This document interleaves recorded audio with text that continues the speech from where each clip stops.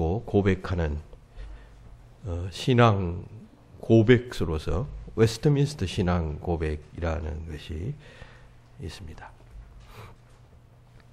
전문이 33장으로 되어 있는 이 고백서는 종교개혁이 한창 무르익을 당시에 유럽의 여러 갈래의 그 개혁신앙을 가졌던 사람들이 퍼져나갔을 때에 이 신앙을 하나로 일치시키고 묶기 위하여 영국 의회와 또 스코틀랜드 의회가 신학자들을 이제 소집을 해서 통일된 개혁신앙을 위한 기초를 토론해서 마련해 달라라고 하는 그 요청을 하게 됩니다. 그래서 1643년부터 약 3년간에 걸쳐서 이 신앙 고백서를 작성하게 되고 영국 의회와 또 스코틀랜드 의회가 이를 인준하게 됩니다. 그리고 이 고백은 세계에 있는 모든 장로교회의 신앙의 표준이 되어지고 있습니다. 그러니까 그 고백을 채택해서 우리는 이 신앙 고백 위에 서 있는 교회입니다. 우리는 이 신앙 고백을 나의 신조로 삼습니다. 이렇게 고백하고 있습니다. 우리 한국 장로교회, 대부분의 장로교회, 우리 교단도 웨스트민스터 신앙 고백을 채택을 해서 헌법에 웨스트민스터 신앙 고백 33개 조항을 명시하고 있어요. 그 후에 이 웨스트민스터 신앙 고백은 미국 북장로교회, 남장로교회에 의해서 2개의 항이 추가됩니다. 즉 34항과 35항이 이제 추가되었습니다만은 정통적인 교회에서는 그 인정하지 않고 33개 조항만 받아들인다 이렇게 고집하는 이제 교회도 있습니다. 우리는 미국 장로교회로부터 왔으니까 이것을 첨가하고 있어요. 어쨌든 이 신앙 고백을 우리가 받아들이고 채택하고 있는데 거기 제1장에 보면 성경에 관해서 10개 조항으로 고백하고 있어요. 그 중에 두 번째 항에 보면 신구약 성경은 66권이다. 그리고 그 66권은 이러이러한 책이다 라고 하는 사실을 명시하고 그 뒤에 이런 말이 나옵니다. 이 모든 책은 하나님의 영감으로 주어진 것으로 믿음과 생활의 기준이 된다 라고 명시하고 있습니다. 성령이 믿음과 생활의 기준이 된다. 그렇게 말했습니다.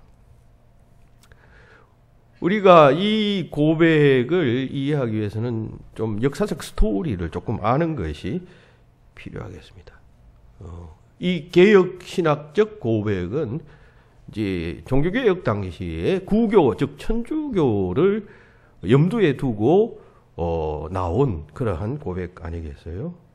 지금도 그렇지만 천주교회는 전통을 매우 중시합니다. 2000년 동안 내려온 전통을 중시하는데 이 전통 중시가 성경을 중시하는 것보다 더 우선됩니다. 따라서 자연히 성경은 전통보다 소홀히 여기게 된 것이죠. 중세시대 때에는 유럽의 독일어와 그리고 영어를 쓰는 나라들이 많았습니다. 그런데 이 성경은 그 당시에 라틴어로 기록되어져 있어요. 그러니까 성경을 읽을 수 있는 사람이 별로 없었습니다. 성직자들이나 라틴어로 된 성경책을 가지고 있었어요. 그러면 그들이 그 라틴어로 된 성경을 읽었느냐 하면 그것도 아니었습니다. 즉 그 성경은 그 구교에서 예전을 행하거나 예배를 드릴 때 필요한 부분이 있잖아요. 성경 봉독이라는 거. 이런 순서상 들어있으면 그때 그 라틴어로 된 성경을 그냥 인용하고 사용하는 정도지 평소에 성경을 읽거나 말씀을 중시하지 않았다. 그런 이야기입니다. 그러니까 뭐 성경을 아는 것도 없고 또 관심도 없었고 그저 그들은 지나온 전통과 관례에 따라서 신앙생활을 했어요. 그래서 그 관례와 전통이 하나님의 말씀인 성경에 맞는지 안 맞는지 혹은 옳은지 그런지를 일반 평신도들도 점검할 수 없었고 심지어 성직자들도 제대로 알 수가 없었습니다. 그러다 보니까 신앙의 본질이 미신적으로 빠지기도 하였고 어떤 경우에는 민족 종교와 이렇게 만나면서 혼합적인 성향을 띠기도 했습니다. 그래서 종교개혁 당시에 기독교 신앙이 상당히 이러한 방향으로 흘러가고 있었다는 것입니다. 이때 종교개혁자들이 일어났고 그 종교개혁자들은 그 개혁의 근거를 하나님의 말씀으로 삼았습니다. 그러니까 신앙에서 제일 중요한 것은 하나님의 말씀이다. 하나님의 말씀이 모든 신앙의 준거가 되고 표준이 되고 근거가 된다. 이 말씀에 근거한 신앙이어야 하지 내려오는 전통이나 혹은 또 관례나 관행들을 쫓아가다 보니까 지금 현재 여기까지 오게 된 것이 아니냐. 본질에서부터 벗어난 잘못된 교회가 되었다 해서 성경을 강조했던 것입니다. 그래서 이 개혁자들이 제일 먼저 한 일이 성경을 번역하는 일이었어요. 그러니까 그 당시에 일반 언어로 사람들이 성경을 읽을 수 있도록 영어로 번역했고 독일어로 번역하게 되었습니다. 그러니까 번역된 자국어니까 사람들이 그 성경을 읽을 수 있게 되잖아요. 읽게 되니까 자신들의 신앙의 상태가 어떠한 상황에 와 있는지를 분명히 알게 되었고 그렇게 되자 잘못과 그리고 옳음이 무엇인가를 깨닫게 되자 종교개혁은 불길처럼 번져 나가게 되었던 것입니다. 그런 차원에서 지금 이 성경은 하나님의 말씀은 모든 신앙과 행위의 표준이 된다라고 이렇게 웨스트민스터 신앙 고백에 고백하고 있는 것이에요. 개신교 신앙은 이 성경이 우리의 신앙과 생활의 유일한 표준이요 권위임을 아주 분명하게 하고 있고 그리고 우리 개신교인들의 신앙은 이 기초 위에 서 있어야 한다. 그런 이야기예요. 그렇죠? 신앙이 하나님의 말씀 위에 견고히 서 있어야지 이게 지금 2000년 기독교 역사에서 구교에서 범했던 오류와 같이 자칫 전통을 중시한다거나 관례를 중시하다 보면 이게 빗나가게 된다는 것입니다. 그런 역사적 맥락 속에서 성경 중심의 신앙이 세워지게 되었던 것입니다. 이 개신교회가 세워진 지 벌써 500년이 지났죠. 근데 가만히 보면 과거에 그 구교가 전통의 신앙을 세웠던 것처럼 신교 가운데서도 어떤 교회에서는 성경보다 전통을 중시하는 교회들이 생겨나고 있습니다. 자기가 의식하지 못하는 것이죠. 인간은 그냥 멀리 못 보고 넓게 못 보니까. 성경의 가르침보다 교회의 전통을 중시하고 관행을 중시하는 교회들이 많이 생겨납니다. 그럼 이런 교회는 시간이 지나면 자칫 잘못된 길로 빠져들어가게 됩니다. 기독교 신앙은 오직 성경이 기준이고 성경이 표준이어요. 그러면 기준이고 표준이다 할 때 어떠한 면에서는 아주 구체적으로 직접적으로 성경이 지시를 하지만 그러나 어떤 경우에는 여러분 시대가 지금 2000년, 3000년이 흘렀잖아요. 그 시대의 정황과 지금은 많이 다르잖아요. 그러나 그 원리는 여러분 있는 것 아니겠어요? 그러니까 성경의 원리를 통하여 신앙의 표준과 기준으로 삼아가야 한다라고 하는 이야기인 것입니다. 영국의 유명한 목회자요, 설교가였던 스폴전이 이런 말을 했어요. 야산의 맹수, 사자는 변정이 필요 없다. 사자는 풀어놓으면 사자가 무엇인지 가장 잘 알려준다. 했어요.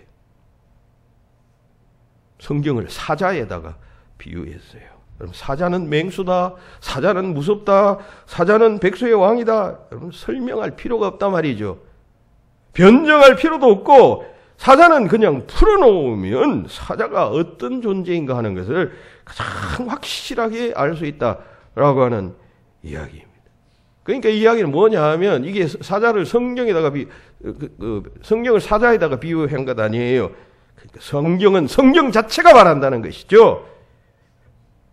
그러므로 성경이 성경 되게 하고 성경이 말씀하도록 해야 하는 것이에요. 다시 말해서 신앙생활에 있어서 제일 중요한 것은 하나님의 말씀이에요. 말씀. 이 말씀의 기초 위에 우리의 신앙의 집을 세워나가야지. 엉뚱한데 기초를 세워놓고 신앙을 세워나가면 여러분, 바람 불고 비 오고 창수나면 무너지잖아요. 그런 거 많이 보시죠, 여러분. 신앙생활 하다가 그냥 낙심하고 절망하고 뭐 그냥 조그마한 일 생기면 그냥 흔들려버리고 무너져버리는 사람들이 얼마나 많아요. 말씀이 견고하게 신앙을 세워나가야 합니다. 원래 우리 교회와 또 교단의 목회 주제표는 여기 보시는 대로 말씀으로 새로워지는 교회예요. 왜 이런 표를 내세웠냐면 우리 정책당회 때 제가 장로님들에게 말씀드렸습니다만 전문가들의 진단에 갈 것 같다면 한국 사회가 지금 급변하고 있는데 영적으로는 여러 면에서 경고음을 울리기 시작했습니다. 교회가 한국 사회의 버팀목이 되어야 하는데 이런 변화하는 새로운 시대 속에서 교회마저도 심하게 흔들리고 있습니다. 사람들은 희망을 어디에서 찾아야 할지 우왕좌왕 방황하고 있다라고 그렇게 진단하고 있어요. 뿐만 아니라 새로운 도전과 그냥 밀려오는 물결에 지금 교회가 적응을 하지 못한다는 것이죠. 보세요. 남북 분단이 지금 70년째 계속되고 있어요. 여러분, 세계 역사상 이런 나라가 없어요. 4차 산업혁명의 물결이 지금 막 몰아치고 있어요. 과거 100년, 500년 변화하던 것이 지금 단 10년 만에 그냥 변화되어지고 있는 그런 시대예요. 저출산, 고령화 시대. 여러분, 보도 보셨죠? 여러분. 어쩌고 지금으로부터 한 20, 30년 후면 다 노인들만 남아. 이 젊은이들 결혼하지 않고 아기를 낳지 않아요. 다 나이 든 사람들이 지금 주류 시대가 되어지고 있어요. 그리고 과거에 우리 한국 교회는 번영신학을 강조했어요. 성공신학, 성장지상주의, 물량주의 문제, 사회 양극화 문제. 여러분, 지금 그렇잖아요. 집 한 채 살려면요 10억 이상이가 10억 이상. 여러분, 그러면 10억이라는 돈을 여러분 평생 모아도 모을 수 있나요? 노동하고 봉급을 받는 사람이 평생 모을 수 있나요? 결국 그 돈을 벌기 위해서 또다시 부동산 투기하고 어디 그냥 여러분, 그렇게 돼서 가진 자는 더 가지게 되고 없는 자는 더 절망하게, 점점 빈부의 격차가 심해지는 이런 양극화 현상이 지금 심화되어지고 있습니다. 교회의 낮아진 신뢰도, 가나안 교인이 200만 시대라고 합니다. 여러분, 가나안 교인이라는 말은 신종어인데 여러분 거꾸로 하면 안 나가요. 안 나가 교인, 교회에 안 나가는 교인이 200만에 이르는, 그러면서도 스스로는 나는 교인이라고 말하는 사람들을 가나안 교인이라고 해요. 그리고 교회를 떠나가는 젊은이들의 문제. 대부분의 교회에서 젊은이들이 다 떠나가요. 왜냐하면 교회가 고리타분하니까. 세상은 젊은이들에게 매력적인 곳이죠. 그리고 세상은 젊은이들을 이해합니다. 칭찬합니다. 충동합니다. 교회는 금지하잖아요. 그러니까 매력적일 수가 없죠. 젊은이들 떠나갑니다. 이런 문제들 앞에 교회가 서 있는데, 그러면 교회마저도 지금 이런 흔들리는 상황 속에서 어떻게 해야 하느냐 할 때에 다시 성경으로, 다시 말씀으로 세워지지 아니하면 안 된다라고 진단을 내리게 된 것입니다. 다시 말해서 교회는 그 교회 본래의 정체성을 회복해야 한다. 그런 교회가 되어지게 될 때 비로소 교회는 교회로서의 사명, 빛과 소금의 역할을 감당할 수 있다라고 하는 취지에서 말씀으로 새로워지는 교회가 되어져야 한다라고 그렇게 정했던 것입니다. 우린 여기서 우리가 주목해야 할 것은, 신앙생활에 있어서 주목해야 할 부분은 말씀이구나. 말씀에 주목해야 하고 말씀으로 새로워져야 합니다. 오늘 우리가 읽었던 이 본문 말씀은 우리 교단과 교회의 목회 주제 성구예요. 목회 주제 성구라고 하는 것은 이런 표가 있으면 이 표가 나오게 된 근거가 되는 이런 말씀이라는 뜻이요. 이 내용은 여러분 아시는 분 아시겠습니다만, 바사 나라의 그 술 맡은 관리였던 느헤미야라고 하는 사람이 이제 예루살렘 본국으로부터 들려오는 소식을 듣게 됩니다. 이때는 이제 바벨론의 포로로 끌려갔던 이스라엘 백성들이 두 차례에 걸쳐 이미 포로 귀환을 했던 시점이었습니다. 그리고 그 귀환한 사람들이 본국에 가서 거기서 성전을 다시 짓고 옛날 신앙 공동체를 회복하고 거기서 정착하며 살고 있었던 그런 시점이었어요. 그러니까 약 1차 포로기간이 있었던 약 80년 이상이 지난 시점이었어요. 그런데 들려오는 소식이 알 것 같으면 그곳에 정착한 사람들이 그냥 가서 정착했으면 하나님의 선민 공동체로서 확실한 신앙을 가지고 신앙으로 무장하고 그리고 그곳에서의 삶을 살아야 하는데 들려오는 소식이 그렇지 않았다는 것이죠. 이민족과 결혼하고 신앙을 잃어버리고 바벨론 포로 생활에서 살던 것과 유사한 삶을 살고 있다는 소식을 듣고 이 느헤미야가 금시감이 하나님 앞에 기도하다가 결국 결단하게 됩니다. 자기가 가야 되겠다. 내가 가야 되겠다. 그래서 3차 포로들을 모집해서 바벨론으로 예루살렘으로 귀환하게 됩니다. 그리고 그곳에서 예루살렘 성벽 미완성된 짓다가 수축하다가 그냥 그만둬 버렸던 예루살렘 성벽을 다 완성하고 난 다음에 이것으로는 안 된다. 이것으로는 안 된다. 그게 물론 그 예루살렘 성벽을 방비할 책임자도 정하고 그리고 당분도 정하고 그리고 성벽 경비 구역도 각 사람마다 지파마다 다 정했어요. 그래야 귀한 공동체를 견고히 세워 나갔지만은 그러한 외적 회복에 만족하지 않고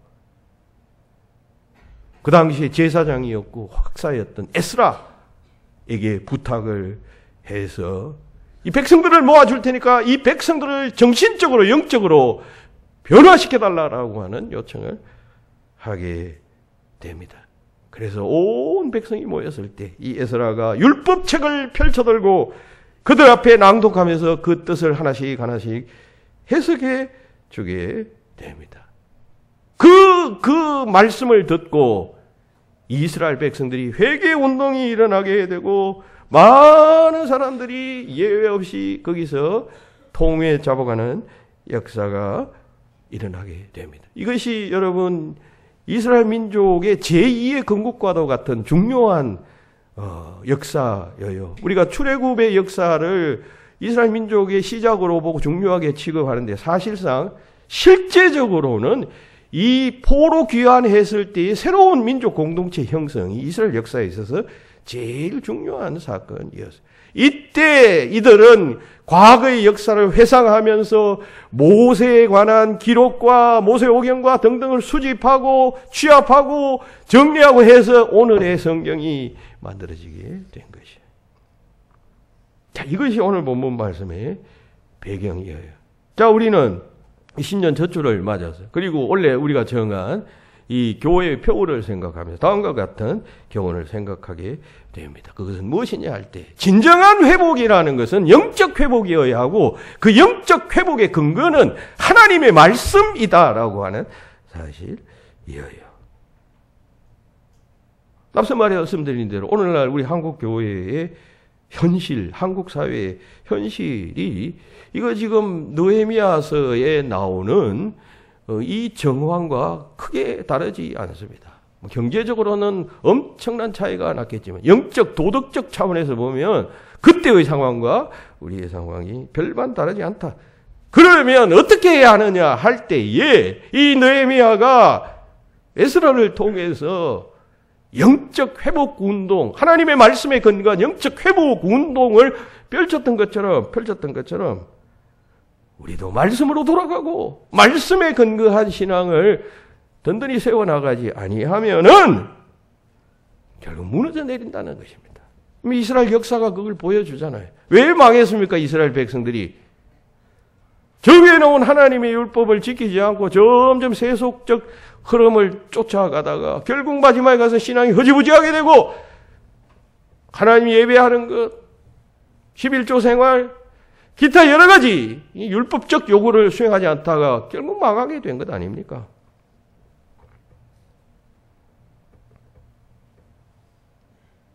비록 우리가 세상에서 돈도 벌고 지위도 올라가고 명예도 얻는 등 이렇게 성공했다고 할지라도 여러분 만약 우리가 하나님의 말씀에 위배된 삶을 살아간다면 점점 그는 하나님과 멀어지게 될 것입니다. 그러면 하나님 보시기에는 실패한 인생이 되는 것이죠. 그러므로 항상 말씀 위에 세워야 합니다. 삶도 성공도 그리고 신앙은 더할 나위 없고 가정도 직장도 다 말씀 위에 세워야 합니다. 미국의 그 농담 가운데 터틀 크리스찬이라는 말이 있어요. 터틀 크리스찬. 터틀이라는 말은 거북이라는 말이잖아요. 거북이 성도라고 하는 뜻이에요. 무슨 뜻인가 하면 여러분 새는 9일간 먹지 않아도 살 수 있답니다. 9일간. 사람은 12일간 견딜 수 있답니다. 아무것도 먹지 않았을 때 살 수 있는 시간. 근데 개는 20일간 버틴답니다. 그런데 거북이는 500일을 먹어도 죽지 않고 산답니다. 500일을 먹지 않아도 산다는 것이죠. 그러니까 이야기는 하나님의 말씀, 하늘 양식인 생명 양식인 성경을 500일 동안 먹지 않아도 끄떡이 살고 있는 크리스찬들을 여러분 조롱하고 풍자하는 이야기예요. 그런 사람들을 터틀 크리스찬이라고 그렇게 말한단 말이죠. 1년 반 아니에요. 1년 반. 1년 반 동안 하나님의 말씀을 그냥 섭취하지 않고도 끄떡없이 살아가는 활기찬 신자를 풍자하는 말이에요. 하나님의 말씀을 매일매일 상황 속에서 섭취해야 합니다. 먹되 여러분 잘 먹고 잘 씹어 먹어야 해요. 그냥 대충 그냥 물 말아서 후루룩 이렇게 여러분 먹으면 여러분 그게 소화가 되겠어요. 매일매일 분량이 많지 않더라도 여러분 성경이 하루에 반 장을 읽더라도 아니 몇 구절을 읽더라도 규칙적으로 하나님의 말씀을 옆에 두고 읽고 대하고 해야 하는 것이에요. 안 먹고도 여러분 살 수 있어요. 터틀 크리스찬들은 여러분 800일을 먹지 않아도 아니 얼마나 그랬어? 500일을 먹지 않아도 살 수 있어요. 여기도 한 가지 재미있는 것은 여러분, 뱀은 800일 동안을 먹지 않아도 살 수 있다고 해요. 거북이보다 훨씬 더 많죠? 1.5배나 많죠? 여러분, 뱀은 그래서 악의 상징이 되었는지도 모르겠습니다. 거북이는 안 먹어도 뭐 남한테 해롭게 하지는 않잖아요. 그런데 뱀은요, 독한 독을 품으면서 남의 생명을 해칩니다. 오랫동안 안 먹으니까 뭐 그렇다라고 하는 그러한 뭐 추정 하나를 뽑아낼 수가 있겠죠. 하나님의 말씀을 먹는 기간이 점점 많아지면 그런 존재로 전락할 수도 있다. 그런 이야기입니다. 매일매일 말씀을 먹어야 합니다. 여러분.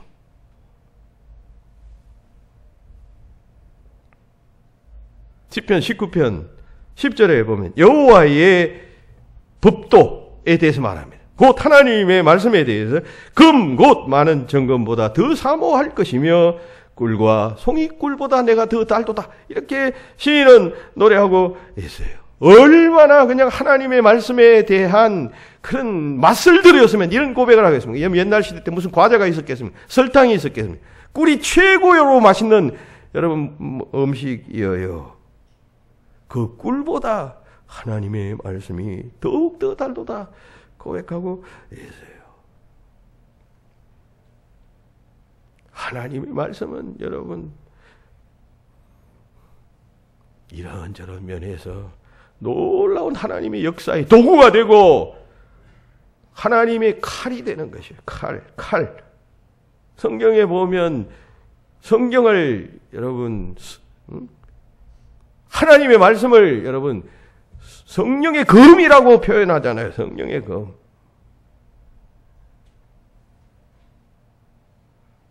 옛날 어느 검객이 집에 칼을 놔둔 채 밖으로 나왔다가 강도를 만났답니다. 칼든 강도가 말했습니다. 있는 거 다 내놔. 이 검객이 소리쳤습니다. 내 이놈! 내가 누군지 아느냐? 강도가 웃으며 말했습니다.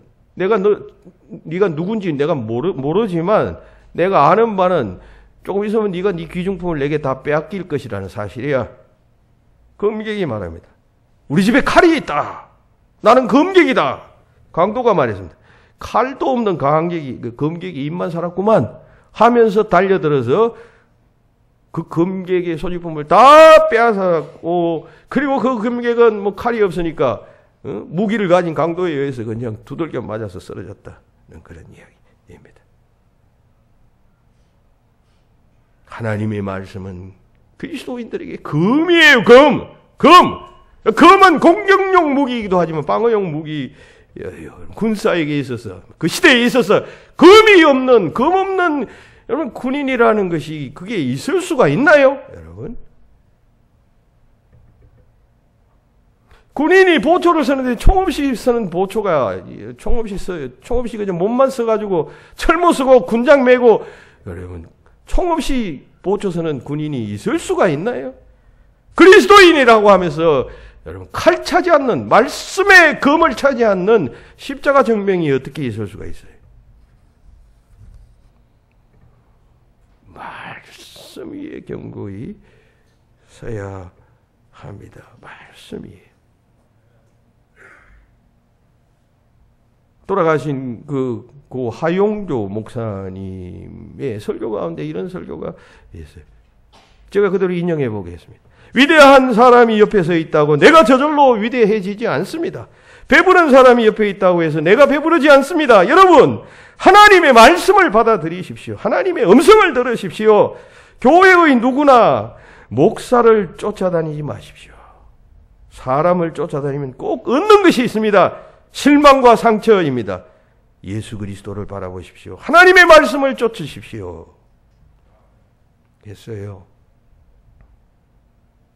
하나님의 말씀을 쫓아야지. 신앙생활하면서 엉뚱한 것에 주목하고 엉뚱한 것을 바라보고 엉뚱한 것을 쫓아가면 여러분 되겠어요? 그거 금방 무너지죠. 바람 한번 불고 여러분 창수가 들이차면 금방 무너지고 그 무너짐이 심하게 되는 것이에요. 말씀 위에 세워지지 아니하는 집은 그런 것이죠.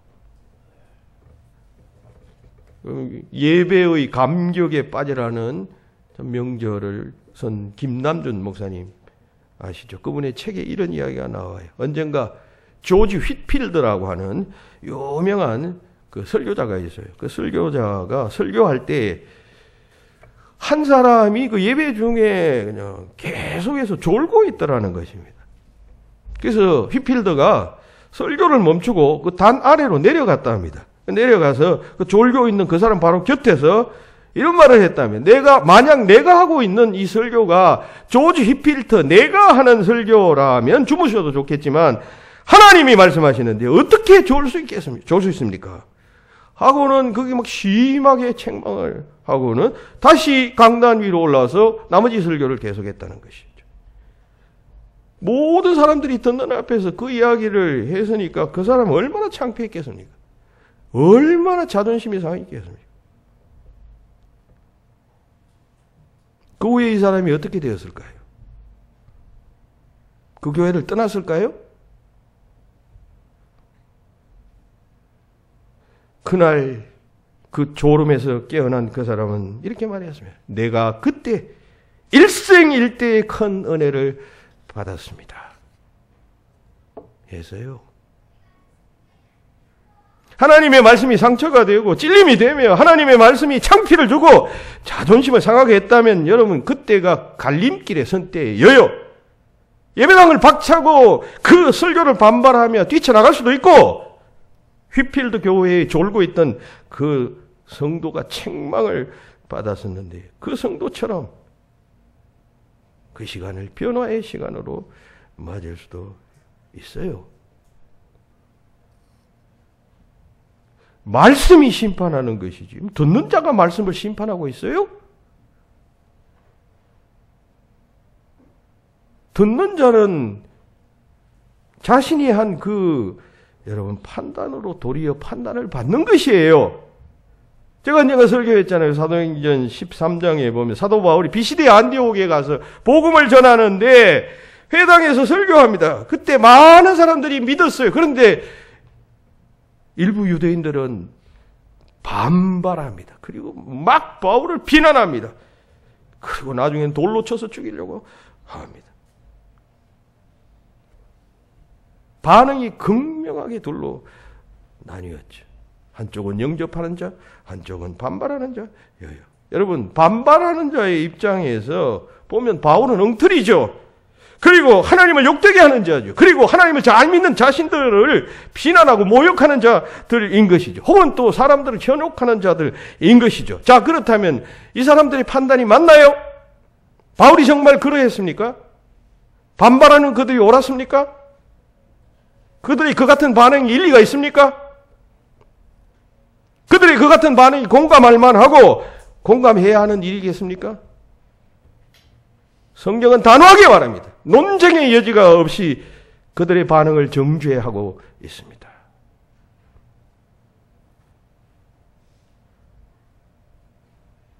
언제나 복음이 선포되는 곳에는 두 가지 반응이 나타난다고 했어요. 하나는 듣고 회개하는 사람, 돌아서는 사람이 있는가 하면 한쪽은 듣고 더욱 완악해져서 반발하고 돌을 던져서 집어 던지는 사람들이 있어요. 항상 겸손해야 합니다.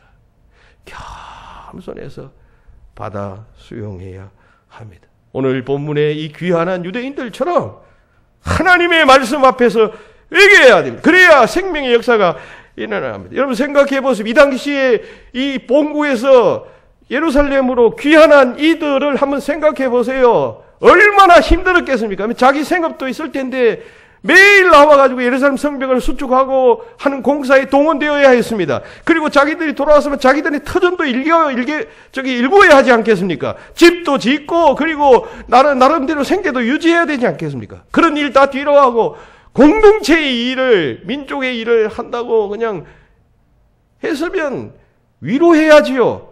지도자들이 나와서 아이고 수고했다, 얼마나 힘들었냐고 위로해도 마땅치 않을 텐데 이 지금 에스라 선지자가 느헤미야가 그리고 에스라가 나와서 그들 앞에 펼쳐진 율법은 그들의 죄를 책망하는 말씀 이었을 것 아닙니까? 그러니까 회개한 것이죠. 좋은 말 했겠습니까? 죄를 책망하고 역사 속에서 너희들이 지금 현재 여러분 위치한 곳이 어디 있느냐, 어디인가를 에스라는 이야기해 주었을 것입니다. 그때 다 모두가 가슴을 치며 눈물을 흘리며 회개했다, 그 이야기입니다. 그랬더니만 놀라운 회복의 역사가 이들 가운데 있었고, 이 느헤미야와 에스라 그리고 레위인들은, 이 성경 봉사하던 사람들은 다 너무나도 백성들이 다 슬픔 가운데 빠져 있으니까 오히려 위로했다라고 말씀하고 있지 않아요. 하나님의 말씀 앞에 여러분 겸손해야 됩니다. 그리고 결단해야 합니다. 결단해야 됩니다. 새로워져야 합니다. 2020년 한 해 시작하는 첫 주입니다. 이 한 해 동안은 여러분 말씀으로 신앙생활할 수 있는 한 해가 되시기를 주의 이름으로 축원합니다. 말씀에 집중하는 한 해, 말씀을 순종하는 한 해, 아니 말씀에 복종하는 한 해가 되어야죠. 말씀을 사모하는 한 해, 말씀을 통해서 해답을 얻을 수 있는 한 해, 말씀을 기다리는 한 해, 말씀을 주목하고 경청하는 한 해 되어야 합니다. 하나님의 말씀을 받고 하나님의 말씀으로 무장하고 하나님의 말씀으로 세워져가는 신앙이 되지 아니하면 여러분, 이 흔들리는 세상과 사회를 여러분, 한국 교회가, 우리 그리스도인들이 어떻게 그들 속에 들어가서 여러분 빛처럼 소금처럼 역사한단 말입니까? 복음이, 은혜가 여러분 나 하나 잘 먹고 구원받고 행복하게 살라고 하나님께서 주신 것이 아니라는 이야기를 제가 수차례에 걸쳐 이야기했어요. 여러분, 복음은 사명이에요. 복음, 사명을 위하여 하나님께서 내게 먼저 은혜를 주시고 기쁨을 주신 것이에요. 그거 그냥 자기만을 위하여 사용하라고 하나님께서 그 은혜를 주신 게 아니고, 받았으면 감격하고 감사해야, 그리고 세상 나아가 주께서 부르신 부름의 일을 하라고 하신 일 아니에요. 그러면 그 사명을 알기 위해서는 우리가 하나님의 말씀을 집중해야 되고, 듣고 읽고 배워야 하고, 그 뜻이 무엇인지를 더욱 갈망해야 하는 것이에요. 그럴 때 이 땅의 그리스도인들을 통해서 이 무너져가는, 그리고 흔들리는 이 요동하는 세상을 다시금 교회가 세워나가게 되고, 이 땅의 그리스도인들이 견고하게 세워나갈 것 아닙니까?